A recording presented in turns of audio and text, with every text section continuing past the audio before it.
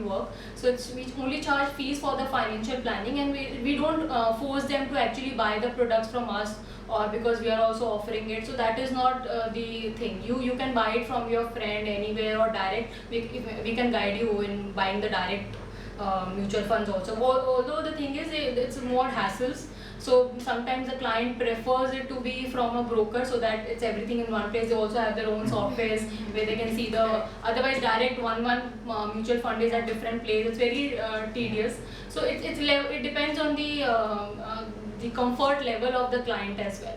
So whatever he is comfortable in, we can always tell them what are the pros and cons of each and every scenario. So this is the pros here, these are the cons here, or whatever, and then we can decide on. So there's nothing that will compel them to do it this way or that way. We'll tell them this is the thing, whichever way you are comfortable in, you can move. And my second question was, do you have an investor awareness program, like you go for the companies where you talk to HR and tell them that you want to conduct an investor awareness program? Yes. So when talking to the HR, the HR concern is not for the employees. Basically, they wanted ki they have a target. Some company have target. Ki they have to do this training and development program for the employees. So how do you beat that also? I mean, we are into that mode where we want to educate more people. We don't want any kind of SIP or something, but we want to educate that ताकि market में पता लगे. So how do you beat that also? Like beat that in what sense? Like talking to the HR, because cold calling doesn't work. If you talk to the HR also, they are not into that zone that they want something for their employees to be done for. Correct. Okay, so how do you beat that also? See, it is like actually explaining them the benefits that the employees will get. Like you only said in the start, that it's something they also want to give them to the employees, and also it always build a good for the employees, it always give a good reputation that we are working in a good company, wherein the company provides us with free seminars, wherein the actual benefit there is no benefit to the company or to the HR or to the management. The benefit is actually towards to the employees, and what we are providing is free of cost, is the awareness program. So I have not found out that there is much difficulty in actually providing these kind of services or education seminars in company. I don't think it's that way of problem. Because we are working into that investor awareness program, so okay. We get references, like okay. There are clients. So do you charge for? No, we don't charge. Okay. So there's one client from working in L&T, so she had given us reference. Okay. There's Blue Cross Laboratories, they had given us reference. So we do IB over there, but when we want to start off with a new thing, because reference is a different thing, and but we have to start off by our own way. So when we start up, then we do cold calling, or we have the LinkedIn facilities where we follow some people, and then we come out with the HR thing. But there are very few companies who are dedicated to the employees, and they want this kind of program for their employees. So that was a major hurdle. Okay, yeah, but because cold calling also I feel does not work that way, because financial planning is something which works more on references rather than cold calling. Suppose if you take your example also, if you get a call from somebody telling you about this is the financial planning service I'm following, will you take it? You will not take it, because it's a random person calling you, and you won't actually disclose all your information, your income, expenses, everything to a person who has just given you a call. So it doesn't work like that, but it works more on references. So for example, if he has referred me a client like this, so the client also knows that like Kehu sir is there, and he is referring Nidhi to me, and then it works well, and then we can have a meeting and all. So references works much better than the cold calling, especially in financial planning, because this is something which is very we deal with the information which is very confidential, and that way, so it's not very easy for a client to actually give it to somebody who has just called. And also because the relationship, if the relationship is already 10 years old, and then also it's okay, then you are giving references to your friends. So the person who is already taking my services for a year or 2 years, and he's giving references to 2-3 people, then they have confidence in me. So that way it works much better. Thank you. Thank you. Advait, any questions? First of all, congratulations for a successful journey after CFP. Thank you so much. And I have completed my 4 module exams, and I'm going to give my 5th exam in next 2 months. Okay. And I'm really excited to begin the journey after completing CFP. So like you, one of the things you suggested that we must always invest in education. Correct. Like that, any other pointer you can give that I should prepare before beginning my journey after completing my CFP? After completing your CFP. The only thing is that you have to like meet people, like for getting a job and all also. Like you meet people, you interact with them, and also sir will help you a lot in actually giving you contacts and all, wherein there are, because he knows a lot of people who are into this field, so there are always vacancies here and there, so you'll get it that way. And also when you're giving interviews and all, be more confident, and whatever you have learned, you should be able to actually tell that person what you know rather than just keeping that in yourself. So yeah, I think then that is very important. And in completing your CFP, I would say just set a target date first.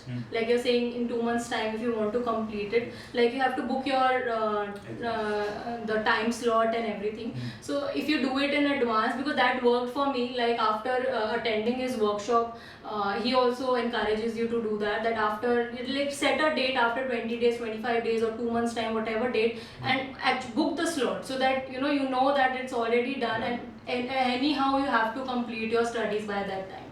Otherwise, because it's very flexible, you will keep on pushing it in future and it will get delayed. So just try to complete it as soon as possible based on you, because at that time I was not working, so I could do it in 20 days time, because full 20 days I was actually dedicated towards it. Because if you're working somewhere, take out time and make a schedule accordingly, whatever suits your timings and schedule, and accordingly you can do it.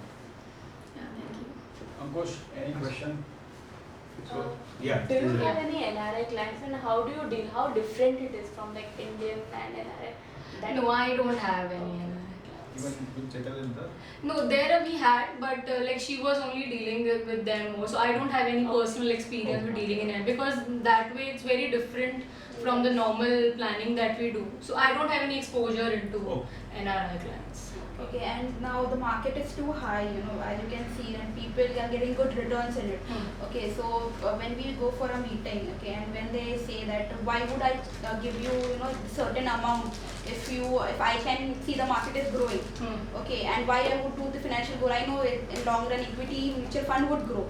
So how do you overcome it? I mean, what strategy you use telling him, see, that is just a product and I am a financial planner.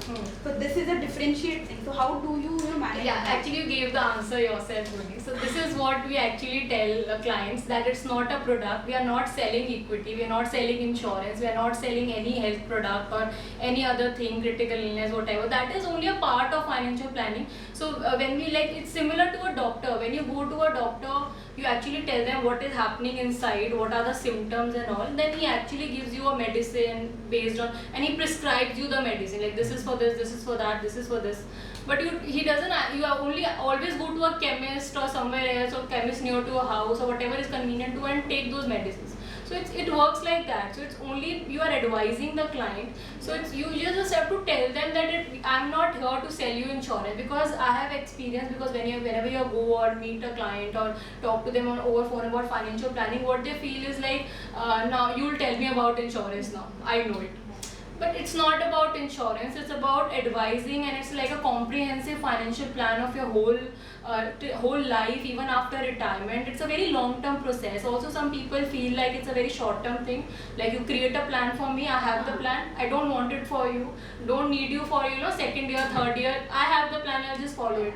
So what happens is, the plan is not once made and it's done. There are reviews.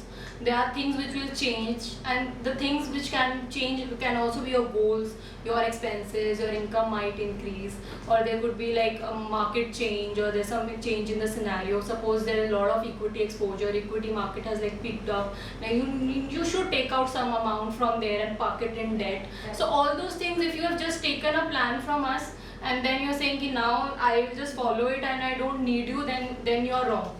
Then a little bit of examples you have to give, like these are like I told you now. So you just explain them. It's not a one-time relationship. It's not about one-time plan. It's not about even 1 year relationship. It's a very long-term, because after like your children's education are done, then there's retirement, then sometimes income is increasing. Now you want a new goal has come up in between. Now you want to plan for that as well. Maybe like I have clients wherein at the start of the plan we tell them that we'll deal with the only important goals as of now, because the income is limited or we have limited assets.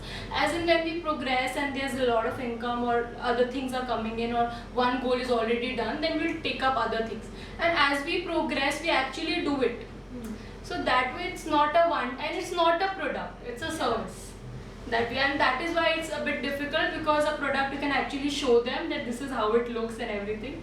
Services, they have to experience it for at least a year, so that they come for the next year for the renewal of the services. So that is a bit difficult, but again you have to push. Because nowadays the generation has come to know about equity mutual fund and have started investing, and they've started seeing the returns. So they feel that they can manage their own portfolio.